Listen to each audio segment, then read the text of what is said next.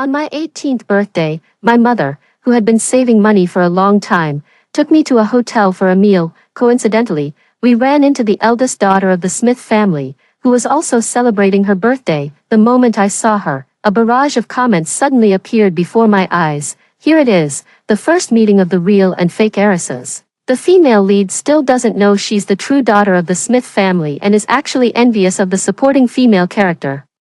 It's okay, in a few days my baby girl won't have to endure this hard life anymore. She'll be able to enjoy a life of comfort.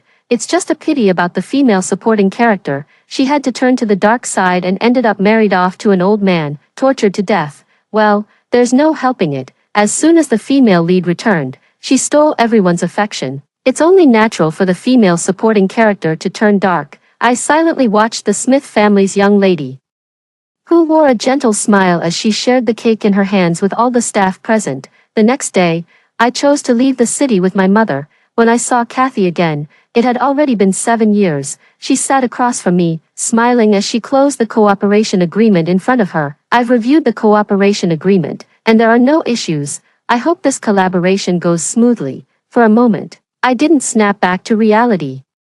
And the subtitles I hadn't seen in 7 years once again appeared above Kathy's head. Wow, how did the plot derail so badly? The female lead is already 25. Why hasn't she returned to the Smith family yet? Not only has she not returned, but she's actually become a CEO. How is this supposed to showcase the Smith family's immense wealth? Exactly, where's the beloved group pampering storyline I wanted to see? Woo-woo. Author. Give me back my sweet and soft female lead. How did she turn into such a decisive and formidable boss? Seeing that I hadn't spoken for a while, a flicker of confusion passed through Kathy's eyes. What's wrong, Miss Sarah? Is there something amiss? Only then did I come to my senses and smiled at Smith. Nothing. I just got lost in thought for a moment. Please take good care of us in this collaboration. Miss Sarah, you're too modest. Starting from scratch at such a young age and achieving what you have, it's us who should be asking for your guidance. Kathy smiled and stood up, ready to leave. As luck would have it, I once again saw the words floating above her head. Forget it. Now that the identity of the female supporting character has been exposed, it's only a matter of time before the female lead returns home. The plot will eventually return to its original course. I instinctively looked at Kathy. Compared to the last time we met, she now appears much more composed. Not only does she carry herself with greater ease, but she also seems more capable overall. Yet in her eyes, there seems to linger a trace of unresolved sorrow. Compared to her bright and vibrant self at 18, the Kathy of today seems more like a character with a layer of sadness beneath the surface. I believed most of what was said in the bullet comments. After all, she had long reached the age to inherit the family business. Yet she still hadn't become the President Smith people referred to. Even the childhood friend she grew up with, who was also her fiancé, had not married her. My departure seems to have only delayed the unfolding of events, changing nothing. Lost in thought, Kathy had already left my office. My phone on the desk vibrated. It was a call from my mother, which instantly softened my heart. Sarah, what would you like to eat tonight? I'll make it for you. Hearing my mother's energetic voice, I couldn't help but chuckle. Mom, the doctor said you should rest properly. Leave the cooking to the housekeeper. How can that be? I'm just sitting around anyway. I need to find something to do. Alright, I'll make braised pork for you tonight. You have to taste my cooking. I couldn't persuade her otherwise, so in the end, I had no choice but to agree. A photo of my mother and me sits on my desk. In the photo, her temples are graying, and there are wrinkles at the corners of her eyes. But her smile is exactly the same as when she was young. My father passed away early, and my mother raised me alone, working 3 jobs a day during the toughest times. Because of her, I never truly experienced the brokenness of a family after losing my father. With her frail shoulders, my mother held up a piece of blue sky for me. 7 years ago, when I was 18, my mother was diagnosed with bone cancer and was in critical condition. On my birthday, I saw the barrage comments and finally learned the truth of this world. My mother would die in agony after I returned to the Smith family, and all of this was just to help me better integrate into that big family. It was only to make the Smith family feel pity for me and to drive the story forward. At that moment, I felt as if I had fallen into an abyss. My body and instincts made me react as quickly as possible. I took my mother and ran away. If wealth and honor had to be exchanged for her life, I would rather not have them. During my 4 years in college, I worked tirelessly to cover my mother's medical expenses. There were times when I thought about giving up, but the support of kind-hearted people helped me through the toughest moments. Later, I seized an opportunity and started a self-media business, growing from a personal account to establishing a company, and eventually building a well-known MCN with several million follower influencers.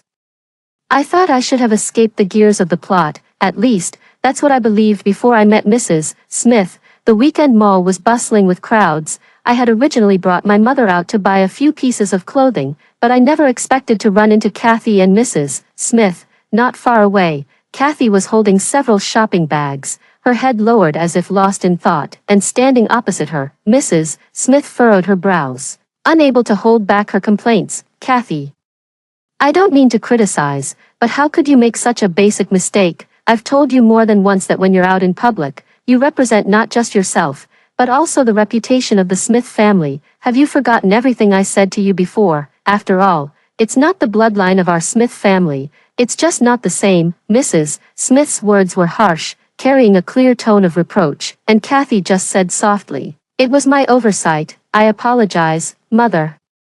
The familiar tone seemed no different from a robot's. My mind conjured up the radiant and captivating image of Kathy from 7 years ago, and for a moment, I felt a bit dazed. Kathy seemed to sense my gaze and looked up in my direction. Those dull, lifeless eyes, upon seeing me, actually revealed a hint of relief. The baby girl is finally going to reunite with her biological mother. Look at those eyes and that nose, they're clearly mother and daughter. Quick, girl, hurry back to your birth mother's embrace. You'll be spoiled like a princess in the Smith family, and Andy will follow your every command. It's like a dream come true. Andy is Kathy's fiancé, the life of my dreams, but the life I am living now is the life of my dreams. Kathy looked at me for too long, which caught Mrs. Smith's attention. She frowned and looked over in confusion.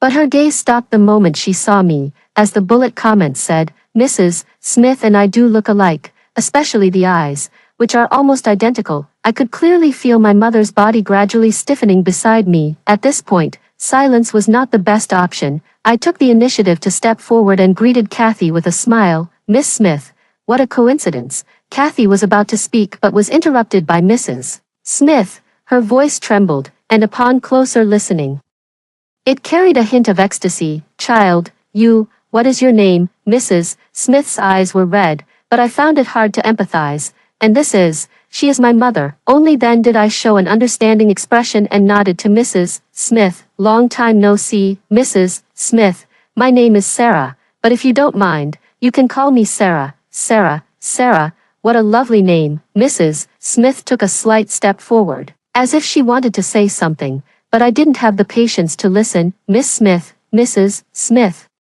I still need to take my mother to buy some clothes, so I'll be going ahead." Mrs. Smith seemed to finally notice my mother standing beside me. She frowned and looked over, discreetly sizing up my mother from head to toe. Her condescending expression made me feel somewhat uncomfortable. I blocked Mrs. Smith's gaze, took my mother's hand, and left. Because of this little incident, my mother remained silent the whole way home. It wasn't until we got out of the car that she finally spoke. As if she had been hesitating for a long time. "Sarah, I stepped forward and took her hand. "Mom, I am your child, and no one can change that. I have always believed that so-called family bonds are never about blood ties, but about time and memories. No matter who my biological parents are, it cannot change everything that my mother has done for me over the years. No one can separate us." Mother's eyes glistened with tears as she tightly held my hand in return. "Ah," she answered crisply. And when she smiled, her eyes were completely filled with me. But the Smith family would not give up so easily. 3 days after meeting Mrs. Smith, Kathy invited me out under the pretense of discussing collaboration matters. She brought a lot of things and sat across from me, looking dazed. "Miss Sarah, Miss Smith, if you came here to be friends with me, I would be happy to accept your gift. If you came to ask me to return to the Smith family, then I'm sorry, Sarah, will only have one mother and one family." As soon as my words fell, not only was Kathy stunned, but the barrage of comments also started scrolling wildly. "What, if the female lead doesn't return to the Smith family? What's the point of watching this? No, my girl, you have no idea what a great life awaits you in the Smith family, such immense wealth, and the male lead's affection. To be honest, the female lead is already her own boss now. It doesn't seem necessary for her to go back. Exactly, if she can be her own queen, who would still want to be a delicate young lady. Besides, the way the female lead just spoke was so cool. Sister, you're killing me. Kathy's lips trembled, and after a long while, she whispered softly, but, your parents miss you very much and have been waiting for you to come back, Miss Sarah, although your company is thriving now. If you return to the Smith family, with their help, you can avoid many detours. I could see Kathy's nervousness and hesitation. She doesn't really want me to go back that much. If that's the case, why go against her own feelings to persuade me? Miss Smith, do you really want me to go back, to give up everything you have, your home and parents, and even your childhood sweetheart fiancé, all for an outsider like me? Do you truly wish for all of this to happen? Kathy opened her mouth, but no sound came out, yet her eyes had already given me the answer. I was a bit puzzled and asked, since you're unwilling, why did you come to me? Such a simple question, however, seemed to have opened Pandora's box. Kathy's already dim eyes suddenly grew even more desolate. A bitter smile touched the corners of her lips as she lowered her head slightly, her well-maintained, silky hair cascading over her shoulders and falling across her chest, like a painting from the last century. She was so elegant and dignified in her beauty. Mother sent me here. After all, am just a thief. These things were originally yours. If it weren't for me, you wouldn't have suffered for so long. Now that you're back, it's only natural for me to leave. If it doesn't belong to me, why should I force it to stay? Kathy's eyes reddened, her delicate and fragile appearance evoking a sense of pity in anyone who saw her. Oh my, I feel so sorry for the female supporting character. None of this has anything to do with her, yeah. If Smith hadn't offended people himself, such an absurd situation wouldn't have happened. Over the past few years, because her identity was exposed, the female supporting character has faced countless cold stares at home. It's like the difference between heaven and hell, and she's even been gaslit into believing everything is her fault. The once so confident and sunny little girl has been forced to become this pitiful soul who now has to read others' expressions. Give me back my radiant, cheerful, and lively young lady. My heart suddenly ached with a sharp pain. It was as if I were watching a delicate, vibrant flower withering right before my eyes. I think, no matter who it is, would lend a helping hand. I stood up and sat beside Kathy, gently taking her hand, which was resting on her knee. Her nails had dug into her palm, leaving deep marks. Kathy looked up, gazing at me with a dazed expression. I looked into her eyes and said word by word, Miss Smith, none of this is your fault. Don't blame yourself. My life isn't as painful as you might imagine. On the contrary, I had a very happy childhood. Seeing the clear disbelief in Kathy's eyes, I smiled and began to tell her about the past. My family's poverty is not a pretense, but poverty does not mean I lived a miserable life. When I was a child, my mother was busy with work and would take me to her part-time job locations. There, children of the same age would play with me. We would climb trees, go into the river to catch fish, and play in the mud. As I grew older, I envied other children's brand new backpacks, so my mother would make one for me by hand using old clothes she no longer wore. Her hands were very skillful. The school bags she made were cute and stylish. And for a time, I became the most popular kid in the class. Everyone envied me for having such a wonderful mother. Later on, when I entered high school, the cost of meals and tuition became a significant expense. To prevent my mother from overworking herself, I took the initiative to apply for a food-serving job at the school. The cafeteria aunties really liked me, and my classmates treated me well too, hoping I wouldn't skimp on their portions and would serve them a full bowl of food. I often consider myself very fortunate, as I have never experienced discrimination due to poverty.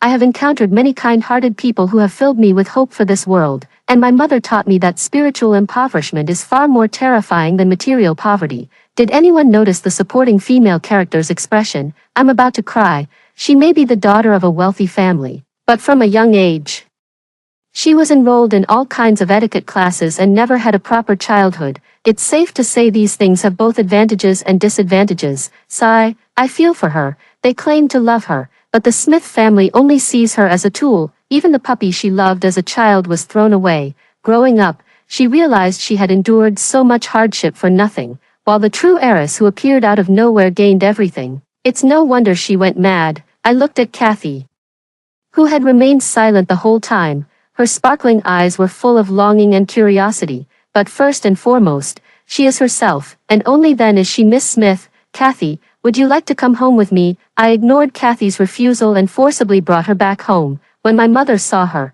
she was taken aback for a moment, then immediately smiled and said, "Welcome, welcome, Sarah, you too. You didn't even give me a heads up about having a guest. I haven't prepared many dishes." Kathy followed behind me somewhat awkwardly but froze in place upon seeing the home-cooked dishes on the dining table. "What's wrong? Are you not used to this kind of food?" Mother hesitated, feeling a bit flustered. Kathy tilted her head slightly, holding back her tears. "No, Auntie, I just haven't had a home-cooked meal in a long time. What's the big deal? If you like it, just have Sarah bring you back for meals. I'm not bragging, but when I was young, my cooking was absolutely delicious." It was this very skill that completely won over Sarah's dad's stomach back in the day. Mother held Kathy's hand and sat her down at the dining table, continuously serving her dishes. I sat across from them, watching the bullet comments above Kathy's head. "Who's crying? I'm crying. The female supporting character is like an abandoned stray puppy. Yeah, a family that rarely even eats together. What kind of family is that? That's why the female lead needs to go back and change them."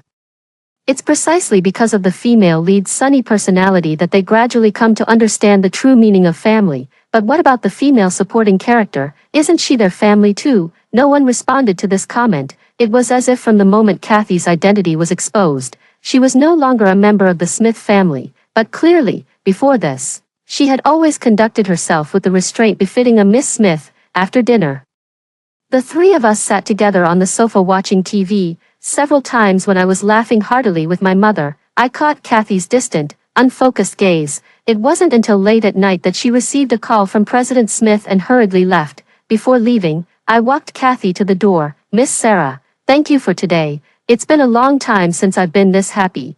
I looked at the practiced, formulaic smile on Kathy's lips. Beautiful, yet devoid of soul. I placed 2 fingers on the corners of Kathy's mouth and pressed downward. In her surprised gaze, I whispered softly, "If you don't feel like smiling, then don't. It looks awful. Just call me Sarah." "Kathy, whenever you feel nostalgic, you're welcome to come find me anytime." "All right, thank you, Sarah." I watched Kathy's retreating figure and sighed quietly to myself. I didn't even notice when my mother appeared behind me. "She's also a pitiful child. Sarah, if possible, please help her." I turned around and took my mother's hand. "Understood, Mom. When did you find out that I'm not your biological daughter?" Mother looked at me tenderly and reached out to tidy the stray strands of hair by my ear. When she smiled, the wrinkles on her face resembled the fluttering of a butterfly's wings. "I've always known about this. Sarah, you were adopted by your dad and me. The director of the orphanage said that your parents died in a car accident, and you were the only one left. At that time, you were only 2 years old. I watched you smiling at me innocently and made up my mind that I would take care of you for the rest of my life.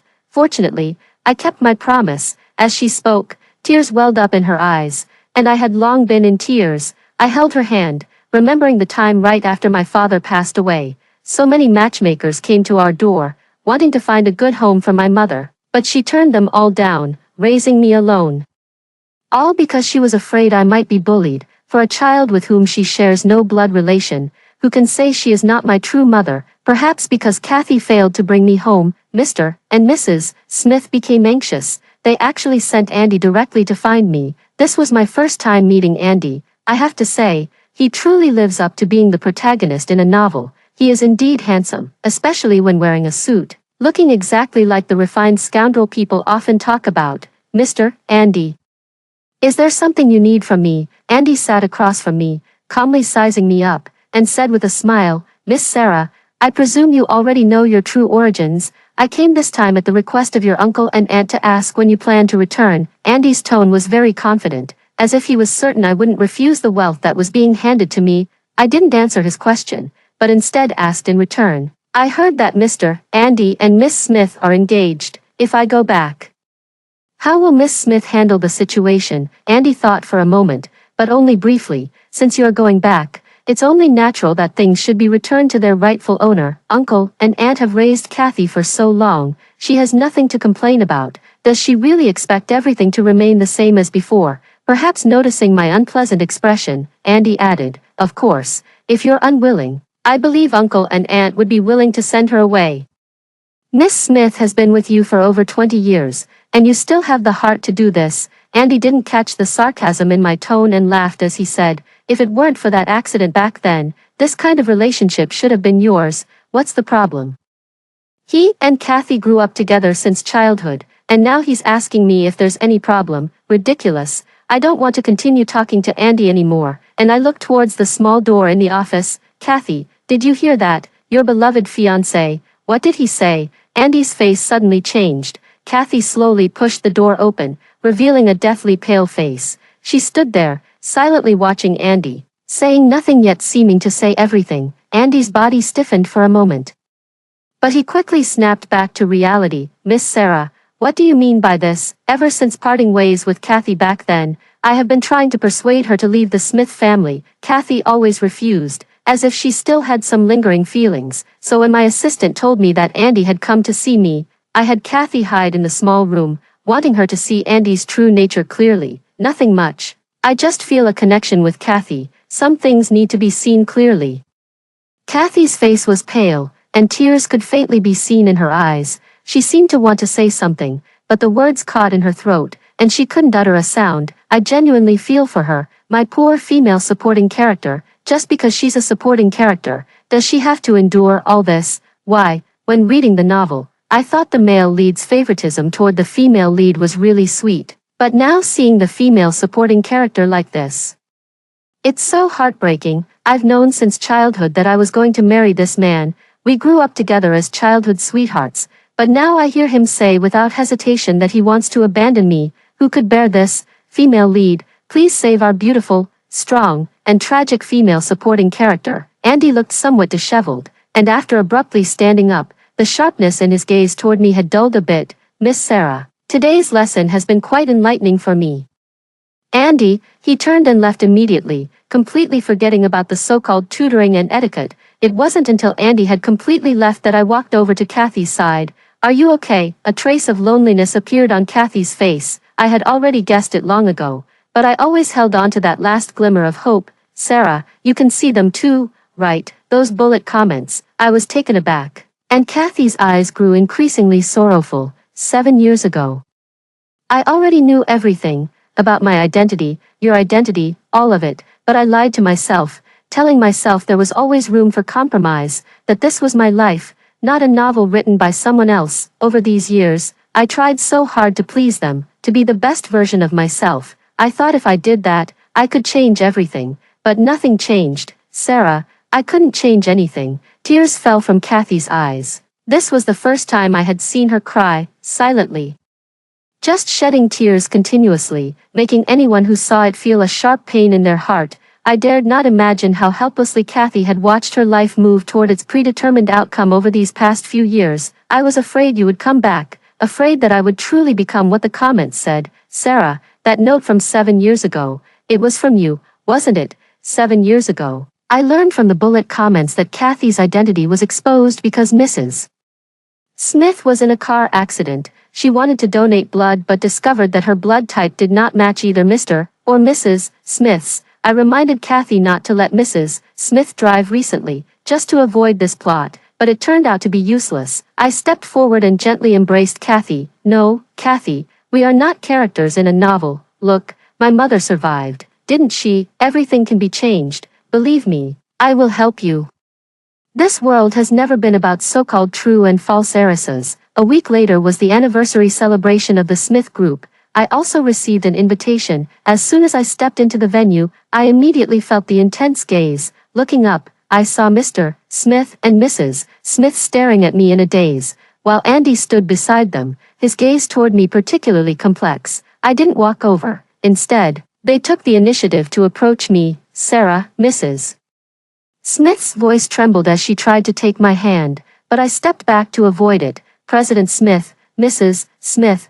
My tone was distant and polite, causing Mrs. Smith's eyes to instantly dim. Sarah, you blame us, don't you? You blame us for making you suffer so much, don't you? I don't know what Mrs. Smith is getting all emotional about, her eyes brimming with tears. Mr. Smith always holds her hand and says to me softly, Sarah, your mother has been missing you so much these days. Come home. Okay, let our family be reunited, alright. As for your current mother, we will give her a compensation fee. Sarah, Mr. Smith has always been known as a cold-blooded businessman. For such a man to show a tender side to me, perhaps I really should be grateful. It's just a pity that these are not what I want. If it's not what I won't accept it no matter who gives it to me. President Smith, you're too kind. My mother is waiting for me at home, and our family has always been together. My stubbornness made President Smith frown. Andy, after all, is still young and couldn't hold back any longer. Sarah, don't go too far. What have I done that's excessive? I never said I wanted to go back to the Smiths. Isn't it you who's been making assumptions all along? I let out a cold laugh, not bothering to hide my dislike for them, a bunch of snakes and monsters, pretending to be decent people, but in reality, they're utterly cold-blooded, even Kathy, who has lived with us for over 20 years and was cared for as a biological daughter, could be abandoned so easily, let alone me. Now being so attentive to me is just because of that little guilt in your heart. Once that guilt fades away, no one can guarantee that I won't be the next Kathy. The bond of kinship tied by blood is fragile and fickle. Sarah, alright, Anan, stop talking. Andy's words were interrupted by General Smith. He looked at me, his eyes filled with memories. Sarah, you look very much like your mother. I know you have misunderstandings about us now, but it's okay, we will change your mind. When you return to the Smith family, feelings can always be developed. After saying this, he turned and left. I saw Kathy standing alone in the corner from afar. She should have been the center of these activities, but now no one was paying her any attention. I'm afraid Kathy's identity as a fake heiress has already spread. And those who fawn on the powerful and bully the weak would never want to associate with a discarded pawn. Kathy noticed my gaze and gave me a reassuring look. Soon, the banquet officially began. The Smith family was supposed to take turns giving speeches on stage. After Mr. Smith and Mrs. Smith said some high-sounding words, Kathy immediately rushed up. She snatched the microphone from Mrs. Smith's hand amid the stunned gazes of the crowd. Kathy, what are you doing? Get down now. Do you have to embarrass yourself in front of so many people? Kathy, step down. I stood at the forefront of the crowd, watching Kathy, giving her a little strength. If it were the Kathy of the past, she would have likely complied with their words long ago. But now, she held the microphone tightly in her hand. Refusing to compromise, she looked at me. Slowly exhaled a breath of stale air, and then Kathy's voice resounded through every corner of the venue. Everyone, I'm Kathy, the Miss Smith you all refer to. But in fact, this identity as the young lady is fake. I am a true-to-name fake heiress. On such a grand day as the anniversary celebration, I have no gifts to offer, but I can give the parents who raised me for over 20 years a surprise. Starting today, I have no further connection with the Smith family. It has been 3 days since the anniversary celebration of the Smith group. In these 3 days, Kathy single-handedly swept across the entire Weibo hot search list. People have been buzzing about her resolute decision to leave the Smith family. Some even believe that Kathy's ability to so calmly give up the Smith family's wealth and inheritance rights must be due to having suffered inhuman abuse. Such remarks were echoed by many, causing the Smith group's public reputation to plummet sharply. And the one who caused all this is now lying on my sofa, eating junk food. In Kathy's own words, she spent over 20 years as the Miss Smith and never once lived as her true self. Sarah, the chips are gone, bring me another bag. I was working in the study when I heard Kathy's voice, and my eyebrow twitched twice. Kathy, you've been lying around like a corpse for 3 days now. Isn't it time to pull yourself together? After storming out of the study in frustration, I grabbed a bag of chips from the snack cabinet nearby and tossed it onto the sofa. Kathy was wearing her strawberry bear pajamas and hadn't even washed her face. There wasn't a trace of her usual cool and elegant demeanor. She licked her lips without giving me so much as a second glance. Just 3 days, and I've spent over 20 years in exchange for 3 days. What a loss. I should at least lie down for over 20 days. Looking at Kathy's unwashed hair after 3 days, I could only take a deep breath and forcibly suppress the anger rising within me. TSK, even though you say you dislike it, you still got Kathy some chips. Sarah, don't be too obvious about your affection. Agreed. I always said the archrival is the wife. It's so nice to see Kathy like this now, much more human than before. Forget human touch. If she doesn't wash her hair soon, it's really going to have a smell. Kathy sniffed her long hair and complained to the air. There's no smell. There really isn't. Ever since they found out we could see the bullet comments, they stopped calling us the female lead and the supporting female character, and started calling us by our names directly. I sneered and chimed in, "Tonight, we'll use your greasy hair to stir-fry." Kathy leaned her head back on the sofa, looked at me, and grinned. "Do you love me very much, Sarah?" Before I could even open my mouth to scold him, the doorbell rang. I could only wish that Kathy wouldn't eat anything off the floor as I walked to the door to open it, but I saw Andy's face instead. "What are you doing here?" I didn't hide my hostility toward Andy at all, yet, for once, he didn't snap back. "I'm here to see Kathy." Andy has many siblings in his family. His ability to secure the position of heir so far has been entirely due to his marriage alliance with Kathy. Now that Kathy has left the Smith family, and the Smiths themselves are struggling to stay afloat, his status as the heir naturally needs to be reconsidered. It's like crying over spilled milk. At my call, Kathy walked to the door wearing her strawberry bear slippers. Seeing her current state, Andy was momentarily stunned. "Can I help you, Kathy? Can you give me another chance? Your aunt and uncle miss you so much, even though you're not their biological child. They never once thought of abandoning you." I leaned against the doorframe and interjected, "I'm still here, Andy. If you're going to lie, at least check if the person involved is present." Andy's face turned somewhat unpleasant, and he shot me a fierce glare. I shrugged, yawned, and walked into the house, but my attention remained fixed on Kathy. There was no need to worry about missing their conversation. The subtitles above Kathy's head would tell me everything. "Andy, Kathy." Before, I didn't realize my feelings, but now I've discovered that I like you and can't live without you. I spit on that. "Clearly you just don't want to lose your status as the heir. Kathy, can you look at me again? I'll watch when you, little bastard, get taken down." "Kathy, you must not be fooled by him. Don't worry, Sarah, we're keeping an eye out for you." "Thank goodness." Kathy turned him down. "Well done, Kathy. That's how you put him in his place. You don't really need me. You just think I'm as easy to fool as before. You don't actually like who I am now. You're just worried that I don't like you anymore." "Andy, whether in the past or now, I have always been me." I had just finished reading that comment when Kathy slammed the door shut with a heavy thud. Humming a tune, she walked toward me and plopped down on the sofa again. Andy's arrival hadn't affected Kathy in the slightest. I remembered something and patted her on the shoulder. "Kathy, was it you who sponsored me during my college years?" Kathy slowed down her pace of chewing the potato chips. "It was me. At the time, I was just thinking that someone should have their freedom, but I never expected that you would come back to give me a hand." Actually, Kathy didn't know that her 18th birthday wasn't the first time we met. The first time I saw her, I was only 12 years old. That winter, I accompanied my mother to the street to sell her handmade crafts.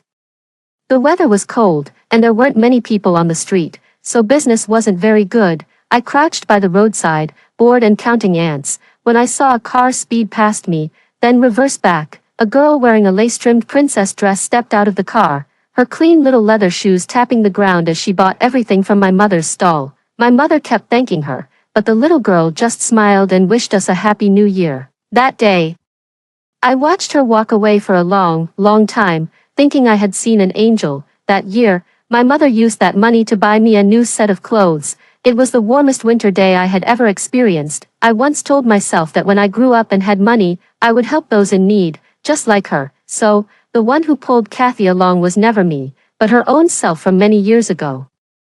"Kathy, Sarah, come help me carry some things." Before I could react, Kathy on the sofa had already sprung up and dashed out. "You're here. What delicious food are you making today, Auntie? How about making your favorite cola chicken wings?" "Great, I love you the most, Auntie." Kathy ultimately did not go back, but instead joined my company to help out. She truly lives up to the training of the Smith family, with a sharper business acumen and vision than I have. The Smith family had also considered using some tactics to get Kathy to return, but all of them were spoiled in advance by the barrage of comments. As Kathy and I grew our company stronger and stronger, the Smith family's declining industries gradually couldn't keep up with our pace. They began to give up on using forceful methods and instead started harassing Kathy and me in our daily lives. To avoid them, after the New Year holiday began, Kathy and I took our mother to the seaside for a vacation. "Sarah, have I ever told you?" "Thank you." Kathy's legs were soaking in the sea, and the sea breeze tousled her long hair. She wasn't wearing makeup, nor was she dressed in fine clothes. A loose short-sleeved shirt concealed her enviable figure. Kathy closed her eyes, savoring this moment of tranquility. I sat beside her, looking up at the blue sky. What is there to say, Kathy? You should thank yourself instead. Thank you for not becoming the person you hate the most. She turned to look at me. And we exchanged a smile. Is it about to end? I haven't seen enough yet, Kathy. Sarah, the life ahead belongs to you now. You must live happily and freely. Thank you for your companionship during this time. You must live a happy life. Kathy and I both looked up at the bullet comments and laughed. Thank you all as well. Without them, perhaps this world would have truly become the way it was in the novel. Thank you for helping us break free from the cage of the true and false heiresses, allowing us to become Kathy and Sarah. Kathy laughed and collapsed onto the beach, the sand clinging to her skin, but she seemed completely unaware. Sarah, it's such a lovely day today. Yes, Kathy, Happy New Year. Happy New Year. Sarah, let's be the new Kathy and Sarah in the new year. After hearing the first story above, what are your thoughts? Feel free to share your opinions in the comments section. Next. There is another similar story. Let's continue to see. After the fake heiress became as indifferent as a chrysanthemum, everyone could hear her inner thoughts. She helped her mother put on a necklace while inwardly complaining, such an ugly design. No one else would want to buy it. Giving it to me as money wouldn't be a waste either. My mother paused for a moment, then turned and put the necklace on me instead. When her father tried to give her a black card, she sneered inwardly. My so-called nanny mother just mentioned it casually, and this old fool actually treats me like his own daughter. What an idiot. My dad, with a dark expression, shoved the black card into my hand. Her brother brought her a snowflake specimen from the Arctic. She said, "Thank you, brother." But in her heart, she thought, how old is he? Still doing this kind of thing. Whatever. I'll let him fawn over me for a while until I hook the Buddhist prince of the capital's elite circle, my brother. The desperate simp furiously insisted that he brought it back specifically for me. What, Lucy, did you just order a steak cooked to medium well? Ha ha ha, she even ordered 2 piano pieces earlier. Stella, doesn't your little sister even know that steak isn't cooked to medium well? Stella's friends surrounded me, mocking me. I looked at my own face in the glass window, untouched by the fire, frozen on the spot. My name is Lucy, the true daughter of the Lincoln family, and I have been reborn.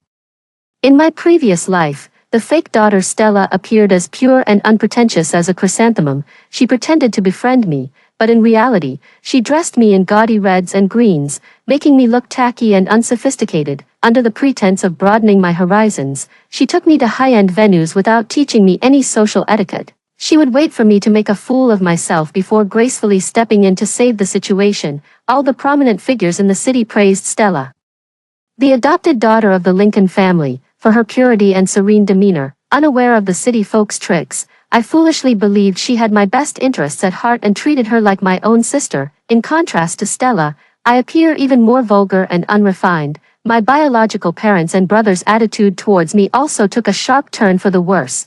They claim not to favor anyone, yet all the good things are reserved for Stella, and it is this very Stella who is treated like the moon surrounded by stars in the Lincoln family. Yet, when the family company was on the verge of bankruptcy, she was the first to jump out and distance herself from the Lincoln family. I am merely an adopted daughter of the Lincoln family. From today onward, I will retreat to the mountains to focus on my cultivation. All worldly matters are no longer my concern. The company secured a major project, and a turnaround emerged. However, Stella, in an attempt to win the favor of the capital's revered prodigy, sought to take over the project. They spread rumors that my father's company embezzled the severance pay for laid-off employees, leaving countless jobless workers with nowhere to turn, leading to broken families and ruined lives. That night, extremists trapped our entire family in the villa and burned us alive. Yet Stella spent the night with the revered monk of the capital's elite, climbing her way into high society. When I opened my eyes again, I found myself back at the Western restaurant where she had deliberately played a trick on me. There's still time for everything. Stella saw that I had been mocked enough, a faint smile playing at the corners of her lips. Lucy was brought here from the countryside, so it's normal for her not to understand these things. Don't make fun of her. She could have taught me basic etiquette in advance. Yet she chose to wait until I had made a fool of myself before considerately coming to my rescue. A casual remark like, "from the countryside," instantly set me apart from these sophisticated city girls. One of her followers pinched her nose, her eyes sweeping disdainfully over my bright red dress. No wonder, the taste is so outdated. like something from the last century. To be honest, I also thought this dress was tacky, but Stella insisted I wear it, saying it's a retro style that's in fashion right now. I didn't take their childish attack seriously at all. What worried me was how to save myself. If possible, I might as well save my cheap family along the way. Just as my thoughts were in chaos and I didn't know what to do, I suddenly heard Stella's voice, but she clearly didn't open her mouth. Sigh. What a fool. Should I praise you for being thick-skinned, or scold you for being clueless? Being teased like this without any reaction. Did my nanny mom drop Lucy's brain when she switched the babies? How boring. So the nanny at home is actually Stella's biological mother. I was the one they secretly swapped. Learning this shocking truth, my heart was overwhelmed with turbulent waves. At the same time, the other girls at the table also looked at us with expressions that screamed, "We've got the tea." Lucy idly swirled her glass. "What's wrong?" Her best friend, Sherry, was the first to react. She tentatively asked with concern, "Stella, did you just say something?" "No, you must be hearing things." Stella didn't pay it much mind, swirling her glass of red wine before taking a small sip. Then, her gaze settled on the guy playing the piano, sipping wine while sizing him up. Nice physique. Even in a suit, you can see the outline of his chest muscles. Why button the shirt so high? Show a bit more. Customers love that. Let me see his face. Wow, so handsome. Such a tall, prominent nose. Must be impressive down there too. Ah, it's been so long since I treated myself. Just thinking about it gets me wet. The more proper a man looks, the wilder he is in bed. I really want to play cards with him right now. The young man, hearing Stella's inner thoughts, was so startled that he hit several wrong notes. His head nearly dropped to the ground. Stella, Sherry was afraid Stella might come up with more foul language, quickly interrupting her. He handed her a macaron. "This flavor is quite delicious. Would you like to try it?" Stella's daydream was interrupted, and she wasn't in a very good mood. She shot Sherry a discreet glare. Taking the macaron, she smiled and said, "Thank you. Thank you. Sherry, you're the best to me." The next second, she pushed the dessert aside. It's hilarious, being so chubby and still loving sweets so much. When I first entered this school, I knew Sherry was my biggest competitor for the title of campus belle. Luckily, I fed her in advance and turned her into a fat pig. I never expected Lucy to have some charm too, but it's fine. I'll just give her a tacky and outdated makeover to better highlight my fresh and elegant style. Sherry wanted to remind Stella that her inner thoughts had been overheard. Hearing these words, her eyes welled up with tears, and she grabbed her bag and ran out. The other girls heard Stella's inner thoughts and realized how scheming she truly was. They all claimed to have something to do and left early. I felt a surge of excitement. Could everyone else hear her thoughts too? Does that mean my family and I might be saved? Everyone has left. Stella felt bored and called the driver to pick us up. On the way back, she sat in the back seat, but her gaze was fixed on the driver.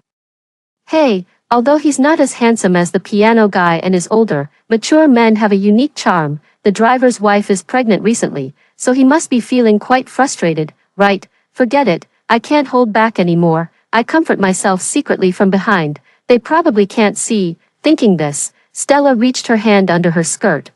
Brother, I'm about to. The driver and I listened to Stella's inner thoughts. Unsure how to react, the driver and his wife were childhood sweethearts. Deeply in love, I never expected Stella to insult me like that. Soon, an indescribable smell filled the car. The driver, with a cold expression, rolled down the window and drove at high speed. A sharp turn sent Stella flying uncontrollably against the car door. She let out a startled gasp. "Oh no, did I just get the seat wet?" Ahem. Stella cleared her throat lightly to cover her embarrassment. "Forget it, it's fine. I'll just buy some small toys under Lucy's name. If we get caught, I'll pin it all on her. No one would believe her anyway." The driver gave me a complicated look, his expression full of sympathy. When we arrived, he slammed on the brakes, making Stella bump into the seat again. "Ladies, we're here." Stella's face flushed red as she feigned composure and said, "You're going to be a father soon, so drive more carefully from now on." The driver looked at the soiled back seat. His expression made it clear he wished he could request a different car. "Stella, you're back.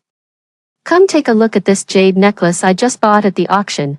30 million, isn't it beautiful?" My cheap mother, holding the necklace in both hands, stood in front of the mirror admiring it. Compared to me, her own daughter, she is closer to Stella. She rarely calls for me, Mom. It's so beautiful and really compliments your elegant demeanor. Let me help you put it on. Stella skillfully helps her mother put on the necklace. If you think it's beautiful, how about I give it to you, dear? Stella smiled and said, as long as it's from my mom, even if it's just a little trinket worth a few dollars, I'd still love it. My mom was overjoyed when she heard this, but the very next second, she heard, such an ugly design, no one else would want to buy it, turning it into cash wouldn't be a waste. My mother's smile froze when she heard the sound. That old hag, no matter how young she dresses, she can't compare to me at all. My mother rubbed her temples, turned around, and put the necklace around my neck. She tossed a complimentary keychain to Stella. Since Stella is so understanding, I'll give you this keychain. Stella rolled her eyes. So stingy. When will she die early and give me all her dowry? My mother turned pale, her hands trembling with anger. Stella took the keychain, smiling innocently. Thank you, Mom. Things that can't be measured by money suit me better. As we went upstairs, Stella looked at the jade necklace around my neck, grinding her teeth in frustration. When did that old woman start being so nice to Lucy? Has her conscience finally awakened, realizing that Lucy is her own flesh and blood? No, I have to stir up some trouble to make the old lady continue to dislike Lucy. In the middle of the night, Stella let out a scream, startling everyone awake. She saw me coming out of the room. She was so frightened, as if she had seen a ghost, that she hid behind her mother. Her thin lips trembled, and she muttered incessantly, don't harm me, Lucy, don't harm me. The bold butler kicked open Stella's door. Lying on the floor was a voodoo doll. The doll had a ferocious face and was covered in silver needles. Its eyes rolled back, looking utterly terrifying. The butler nervously swallowed and picked up the voodoo doll. On the back of the doll were 3 large words, Stella. Oh my God. The timid maid covered her eyes in fright. Mom, I'm so scared.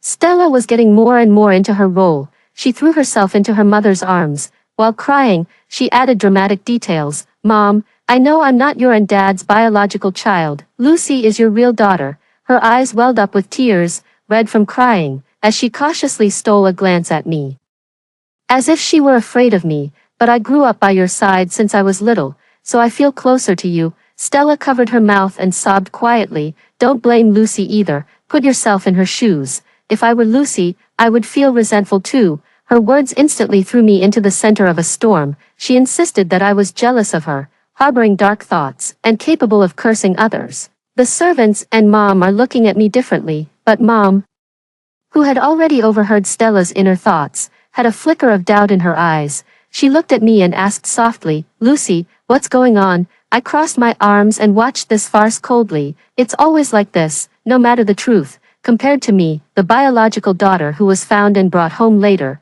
the family, including the hired servants, all favor Stella. I no longer cared to explain myself before. Now, this is getting interesting. It wasn't me. I waved my hand. I had never seen this thing before tonight. If you don't believe me, feel free to send it for fingerprint testing. It's not like our family can't afford it. I am open and generous, and many people instinctively nod when they hear my opinion. No need. It was all my overreaction. Mom, please don't blame Lucy. Stella once again stepped in to defuse the situation with an indifferent attitude. Everyone, go back to sleep. Don't worry about me.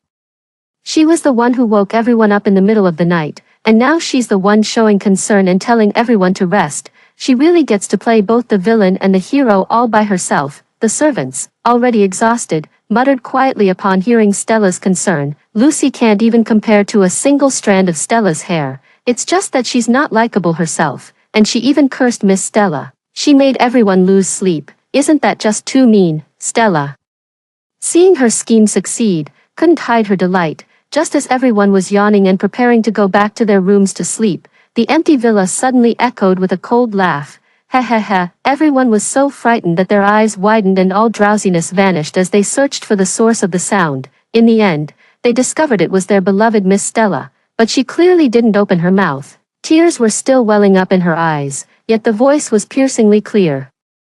Ha ha ha ha, what a bunch of fools. You were completely fooled by my self-directed and self-acted performance, and even stood up for me. Did you think this would make me treat you well? This is all what you servants are supposed to do. Hearing Stella's self-revelation and inner thoughts, the butler, who was called a servant, couldn't sit still and raise the voodoo doll. Madam, I think it's better to have it tested, so we don't wrong an innocent person. Madam, we agree. The maid quickly brought a sealed bag and placed the doll inside. No need. I said it's not necessary. The maid delivered it swiftly. Stella reached out to stop her but failed, ending up face-planting on the ground. Madam, the doll has been sent for inspection, and the results will be available by tomorrow at the latest. The butler put down the phone, and the reflection in his glasses revealed two glittering words: reliable. Mom. Seeing this, Stella anxiously turned to her mom for help.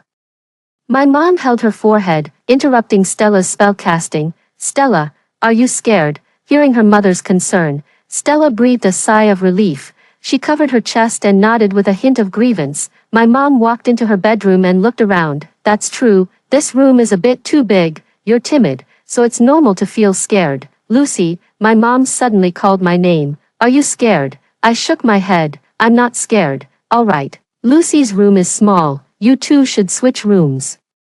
Yes, madam. As soon as the words were spoken, the maid rushed into the room to tidy up, leaving Stella alone in a state of confusion. Even though I am the biological daughter, the best and largest room in the house still belongs to Stella. My room is at the very end corner. Stella never imagined that she, who had just won, could lose everything in an instant. Mom, by the time she realized what was happening, the room had already been changed. My mother glanced at her wristwatch and raised her hand to interrupt her speech once again. All right, we've been busy for most of the night, and I'm tired now. Let's tidy up and get some rest quickly. Stella was moved to a bigger room, and naturally, she wasn't willing to let it go. The next day, she pretended to be sick and refused to leave her room. My mother and I didn't indulge her either. We ate and drank as usual, perhaps to make up for the harm she had caused me before.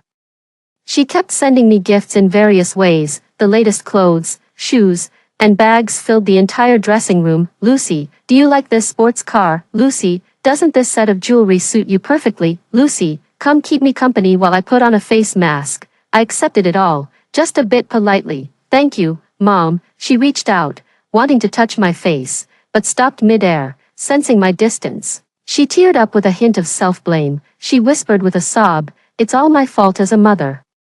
She turned around, wiped her tears, and let out a sigh. I hope there's still a chance to make it right. Stella came out to get some water and saw my mom sending boxes of things into my room, grinding her back teeth in frustration. She still didn't come out for dinner in the evening. Instead, my dad came back from a business trip. As soon as he sat down, he asked, "Where's Stella? Why didn't I see Stella come out for dinner, Dad?" Stella heard the voice and immediately ran downstairs. She was wearing a white nightgown and had deliberately applied makeup to look haggard. Her face and lips were pale, making her look pitiful. My dad instantly furrowed his brow. "I've only been away on a business trip for a week. How did Stella get so thin?" He wrapped his arm around Stella's shoulder and scolded angrily. "How have you been taking care of the young lady?" In father's eyes, there is only Stella, the young lady. He has never been able to see me. Stella leaned on her father's shoulder. Her small hand patted his back to soothe him. "Daddy, don't be angry." Stella, she covered her mouth and coughed twice. "Stella is fine. It's just, what is it?" Father's voice carried authority without anger. "Just say it, whatever grievance you have. I'll stand up for you." Stella gave an almost imperceptible smirk. He glanced at me timidly. "Forget it, Dad. I'm fine." The more she acted like this, the more it broke your heart. My dad was so anxious he had no appetite for food. Afraid of scaring Stella, he gently coaxed her. "It's okay, sweetheart, just tell me." My mother couldn't stand it anymore and put down her chopsticks. "If I tell you to speak, then speak. Why are you being so hesitant? Tara, how are you talking to our daughter?" My mother rolled her eyes and pointed at me. "Sam, open your damn eyes wide and see, your own daughter is sitting right here." Seeing her parents arguing, Stella watched with an amused expression. "Dad, it's nothing really, it's just that my sister likes my room, so I'll let her have it."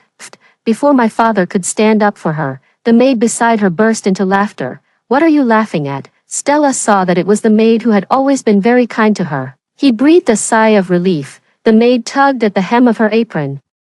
"Yesterday, Miss Stella claimed that Miss Lucy placed a voodoo doll in her room. Madam, fearing that Miss Stella would be scared, had the two young ladies switch rooms. My dad immediately got angry upon hearing this, pointed at my nose, and scolded, "Fine, at such a young age, you're not learning good things. Now you're even doing vicious things like cursing people, without distinguishing right from wrong." He raised his hand to slap me. "How dare you?" My mom pulled me over and shielded me in her arms like protecting a little chick. "Why does whatever Stella says go? Have you asked Lucy? Have you investigated the truth of the matter?" My father was taken aback by the question. The butler appeared at just the right moment, presenting the voodoo doll and reporting the test results. "Master, madam, the test results are in, apart from my fingerprints and Miss Stella's. There are no other fingerprints on this, but from Miss Stella's shopping app. We found the purchase record for this doll, with the evidence right in front of her." Stella had nowhere to hide. She hugged her father to change the subject. "Oh, Dad, you must have had a tough time on this business trip. You've lost weight. My daughter has just been missing you so much lately that she's started having hallucinations. I must have accidentally placed the order while sleepwalking." She took my hand. "Lucy, I'm sorry. I wrongly accused you. All right, let's eat quickly. The food is getting cold. If it were discovered today that I made this voodoo doll, I would definitely be punished, just because the person who made the mistake was Stella." My father dismissed it with a single, casual remark. "The favoritism has always been blatant." My mother snorted coldly from the side. Stella sat down next to our father, and the two of them leaned in to whisper, looking perfectly content and harmonious. "Dad, I miss you so much. I want to eat king crab." "Good daughter. Dad misses you too." My dad pulled a black card from his pocket, and Stella's eyes lit up. "Don't mind those two. It's just a room. If you don't like it, go stay in the presidential suite. Didn't you want to eat king crab? Go ahead, use Dad's card." My dad spoke cheerfully, his tone full of doting affection. A triumphant smile flickered across Stella's face. Then, my cheap dad heard his beloved daughter mock. "My nanny mom just said it offhand.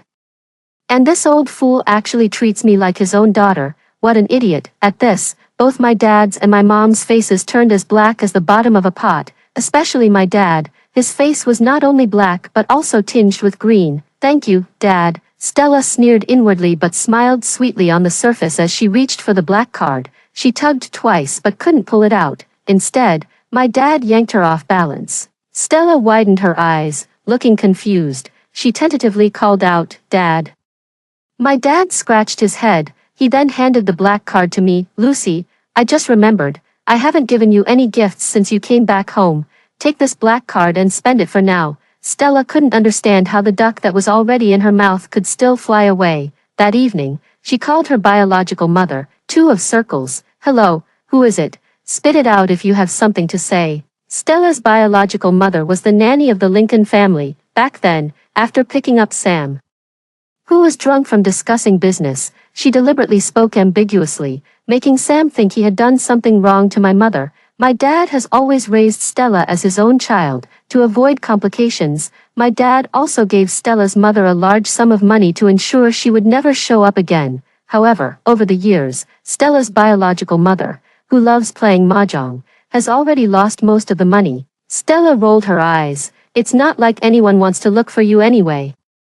You should take some time to give Sam a call and give him some advice, so he treats me better." On the other side, in my parents' bedroom, my dad thudded to his knees. "Darling, I was wrong. I was just afraid you'd be angry and that someone with ill intentions would take advantage of it." My mother was so angry she stomped her feet. We raised someone else's daughter for nothing, and raised her so well, while our own daughter has suffered so much all these years outside." As she spoke, my mother couldn't hold back her tears. The two of them embraced and wept. Sam, after all, had been navigating the business world. All these years, his vision had been clouded by guilt and familial bonds. Now, stepping back, he quickly spotted the blind spots. "Wife, something's not right.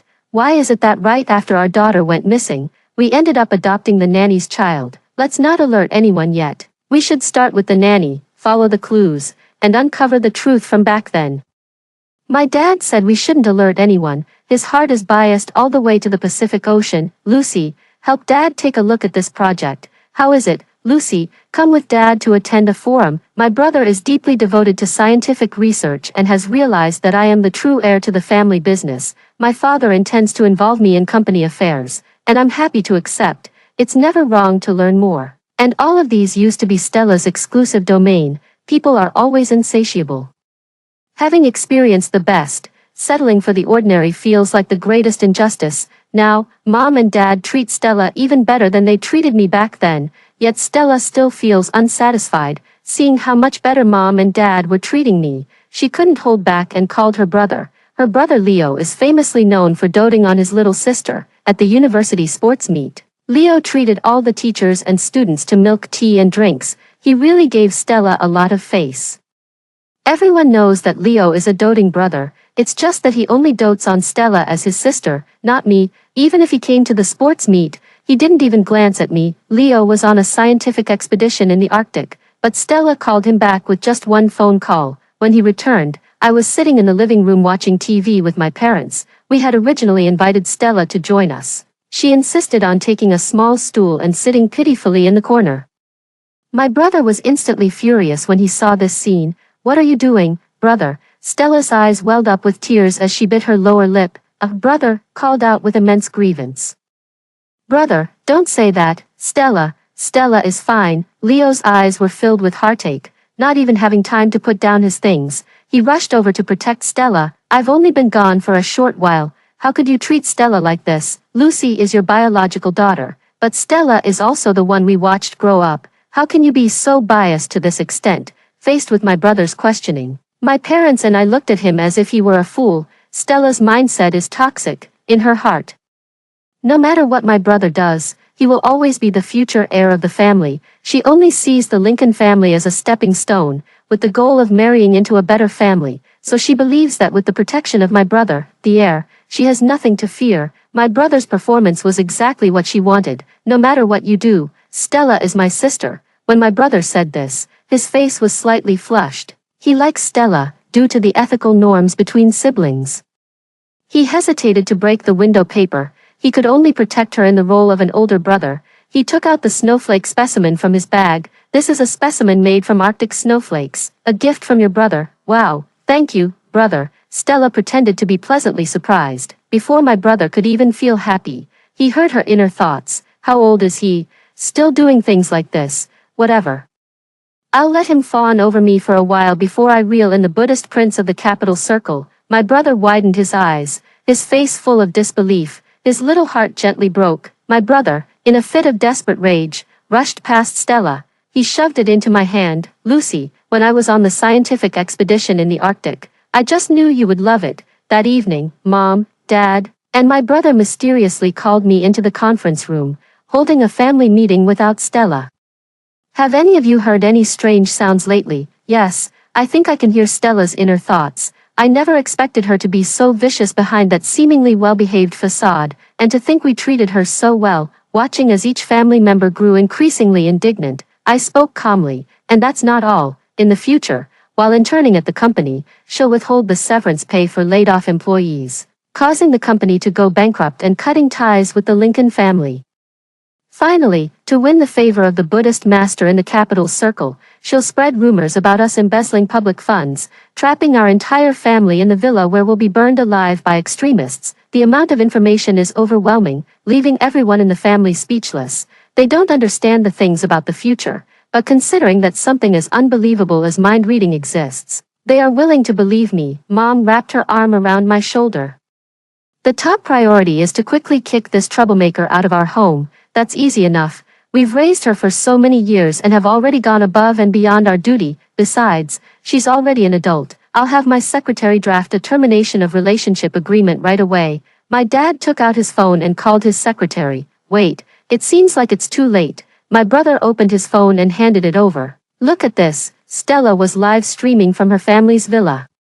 In the video, she was wearing a simple white outfit, but it was cleverly tailored, accentuating her curves. The camera unintentionally swept over the decorations in the house. The barrage is filled with envy. "Wow, is this the life of the rich? Sis, do you need a dog? I can take care of myself." "So wealthy, yet so elegant. Sis, you're so beautiful." The live stream subtly flaunts wealth, quickly drawing in a large number of viewers. Even though no one prompted her, Stella smiled faintly.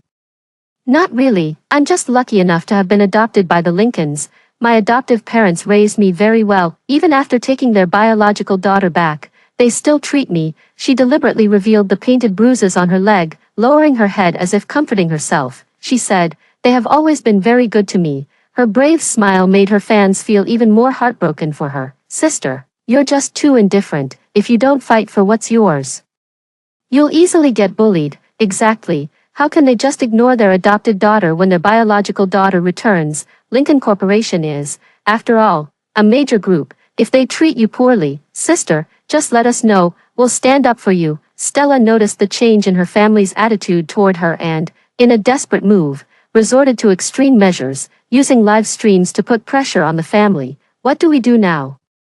Breaking ties with her at this critical moment would have a huge negative impact on Lincoln's. Watching Stella still acting in the video, my father gritted his teeth. I never thought that after fighting for half my life, I would be outsmarted by a young girl. Fine, if she wants to act, our whole family will play along with her in this drama. Let's see what kind of waves she can stir up. After all that commotion, Stella still acted as if nothing had happened when she saw us again, greeting us warmly. What a shame she didn't go into acting. Stella's live streams are becoming increasingly popular. Every styling is an overtly traditional Chinese look, paired with her videos of flower arranging, tea brewing, and calligraphy. Fans say she is the top Buddhist socialite in the Beijing circle. It seems that to match the Buddhist elite in the Beijing circle, she has already started crafting her persona. With her busy live streaming career, she rarely attends classes anymore. That day, I heard that Carl, the so-called Buddha-like figure of the Beijing circle, and his crew were coming to our school for a basketball game.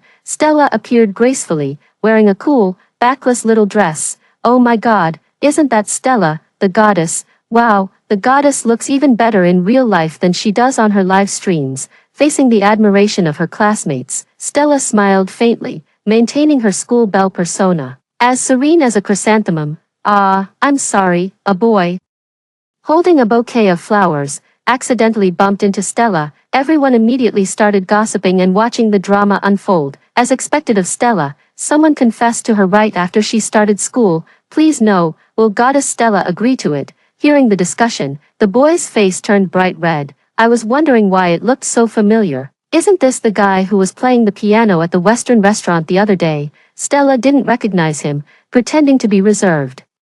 She bent over to show concern, her cleavage almost touching his face. It's all right. Please get up. Wow, Stella is such a sweet goddess. I want the goddess to help me up too. Stella wore a faint smile, carrying herself with an air of aloofness.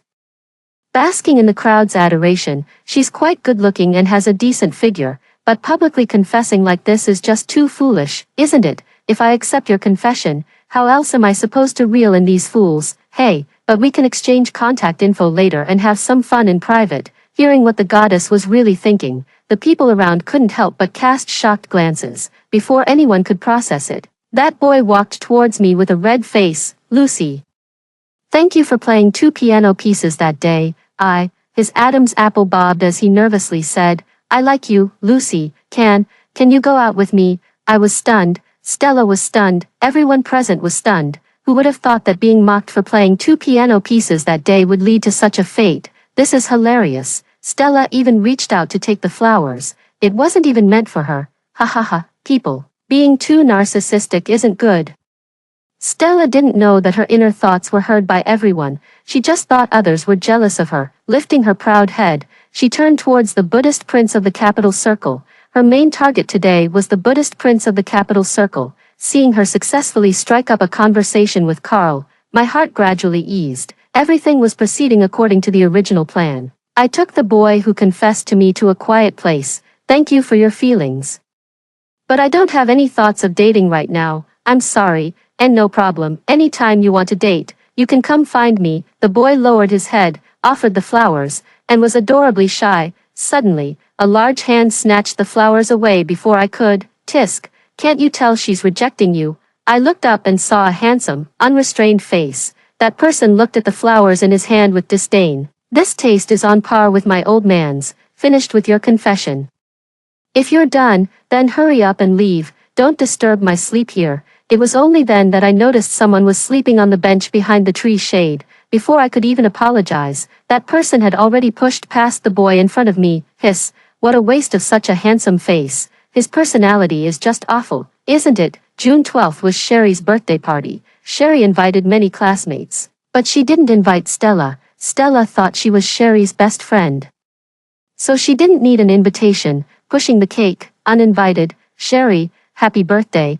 I brought your favorite cake. Stella acted as if she were familiar with everyone, but we all knew it was just a facade. Haha, thank you. Sherry has good upbringing and awkwardly smiled in thanks. Stella naturally took the seat of honor, as if she were the birthday girl today. Come on, everyone, let's eat together. While drinking tea, she observed the outfits of the people around her.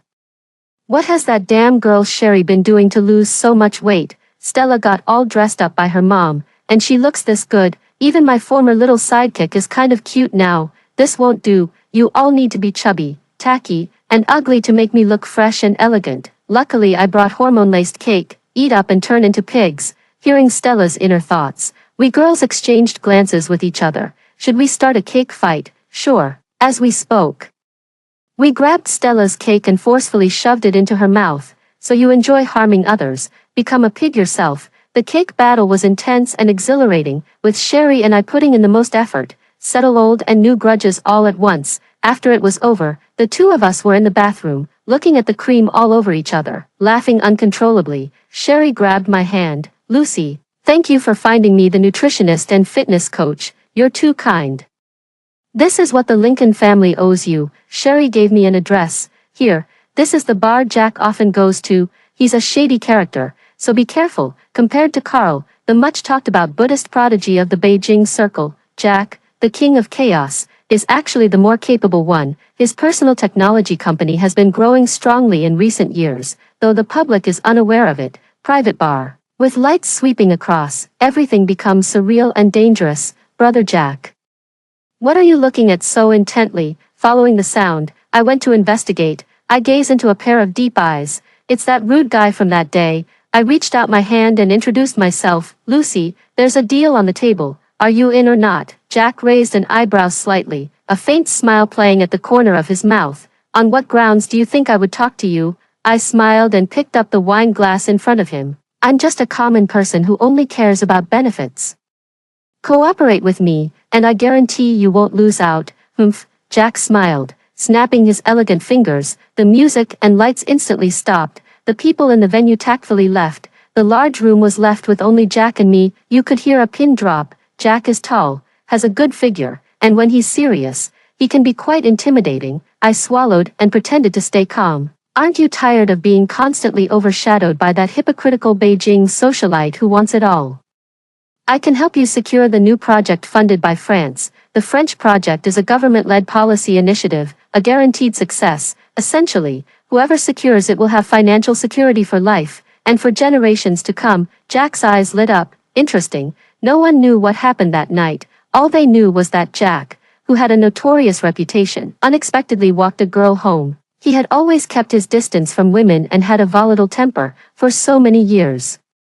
It was the only time he was used by a popular young actress to spread rumors. That very day, the actress was blacklisted. Since then, no woman has dared to get close to him. The outside world spread rumors that Jack had issues in that area, which made him moody. The Lincoln family has gone bankrupt. Really? I haven't seen any announcement. How could it be fake? I heard they can't even pay their employees. The news of the Lincoln family's bankruptcy caused a huge uproar, as planned. Stella started her internship at the company. A work error caused the capital chain to break. However, this time, we avoided the risk in advance, and the capital chain breaking was merely an illusion. Sure enough, Stella was the first to jump out and distance herself from the Lincoln family. I am merely an adopted daughter of the Lincoln family. From today onward, I will retreat to the mountains to focus on my cultivation. All worldly matters are no longer my concern. Negative news about the Lincoln family quickly dominated the front pages of major newspapers. Amid external challenges, the long-accumulated internal issues within the company began to surface. Although it would be a good opportunity to reshuffle the deck, I gradually gained a firm foothold through repeated confrontations with employees. But I've been so busy that I haven't had a good rest for several days. Jack called. How are you holding up? Still managing. His tone was teasing, yet it carried a hint of concern. Don't worry, but what about your side? How's the investigation into CY Group going? Don't drop the ball when the time comes. Okay, Jack replied with a laugh. I had someone send you some food, don't starve to death. I don't have any teammates left. My stomach growled right on cue. And I realized I hadn't eaten in a long time. I have to say, the chef at Jack's place cooks pretty well, and they're all my favorites. Both the Lincoln family and CY Group won the bid for the French project. According to the requirements, both companies need to undergo a 3-month trial operation, and only the one with better performance will receive the exclusive authorization. As soon as the news spread, several companies immediately expressed interest in injecting funds for investment. The issue of the Lincoln Group's broken capital chain was instantly resolved. The company's development took a favorable turn. It was at this moment that Stella came down from the mountain. Father, Mother, I've been training on the mountain for a while now. Although I'm not your biological daughter, I also want to contribute to the Lincoln family. Please let me come back and help. That sounds better than a song. When the company was so busy recently, we didn't see her coming to help. As soon as the company landed a big project, she swarmed around like a fly. A wonderful day begins with work. Stella is starting work. Although it's work, Stella is holding a camera, broadcasting every detail live. Because of her own large following, the live stream quickly became packed. Watching the rising number of viewers in the live stream, Stella smiled smugly at the camera. She unintentionally revealed the report she had prepared earlier. People had long been fed up with live streams flaunting wealth, and soon, professionals pointed out the issue. Isn't this the severance compensation report for laid-off employees?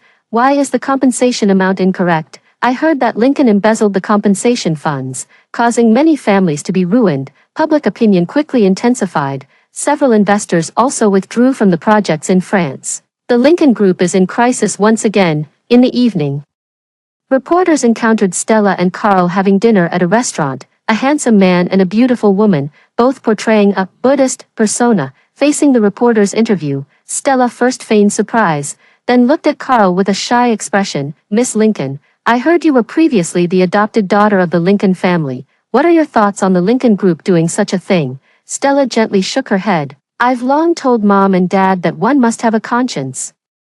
But unfortunately, she sighed, forget it, I won't say any more. I have completely cut ties with the Lincoln family. As she spoke, she took out the severance agreement my father had signed for her. I was originally worried she wouldn't sign it, but this time she actively asked to sign it. Sir, the Lincoln Group is the biggest competitor of CY Group in the French project. Now that such an issue has arisen, does this mean CY Group is certain to win? Carl took a sip of his wine.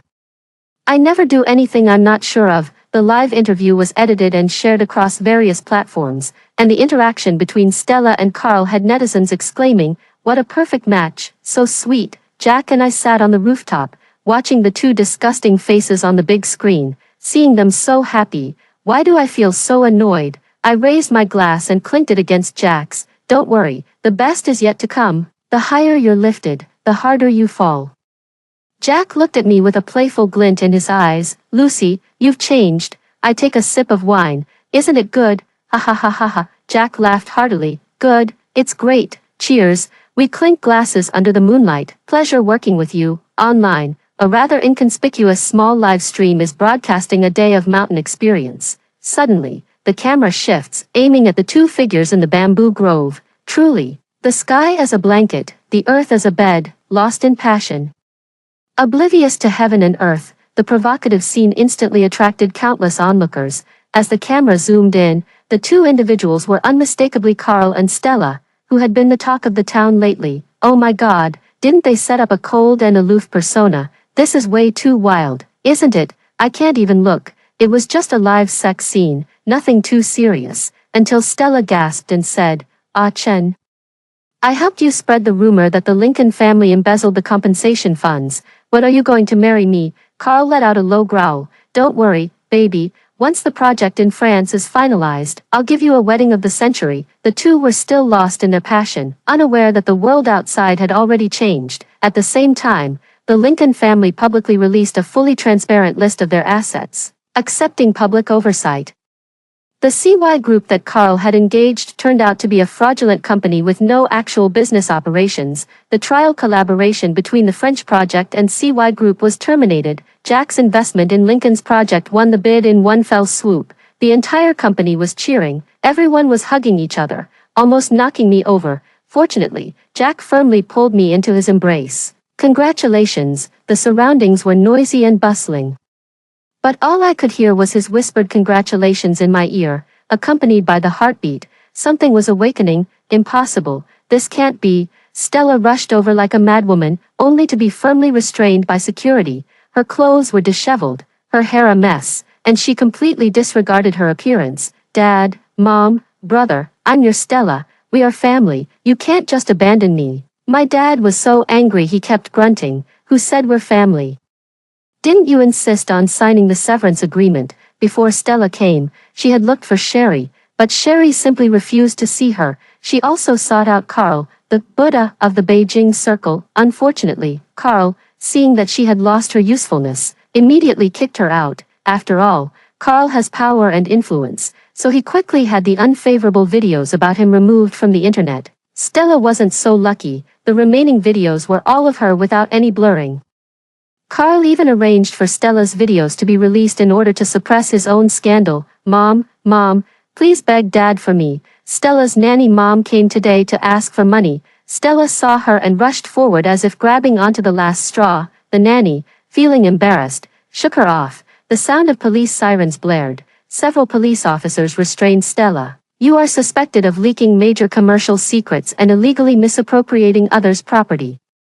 The nanny hadn't run more than 2 steps before she was also pinned to the ground. You are suspected of illegal abandonment and fraud. Stella and her nanny mother both ended up in prison. Stella took the opportunity of a pregnancy checkup to escape midway. Carl was completely abandoned, used by his own father to extract blood and bone marrow, becoming a tool to prolong life. Upon learning that Stella had run away and heartlessly aborted his child, Carl simply threw her into a ravine to vent his anger. As luck would have it, it was the very same ravine where the nanny had once abandoned me. When Stella woke up, she was already tied up in the cow shed by the old bachelor. This old bachelor must be in good health, but he's not worthy of touching me. I'll see if I'm worthy or not. Stella couldn't die, nor could she live well. Instead of serving her sentence in prison and reforming herself, she chose a darker path.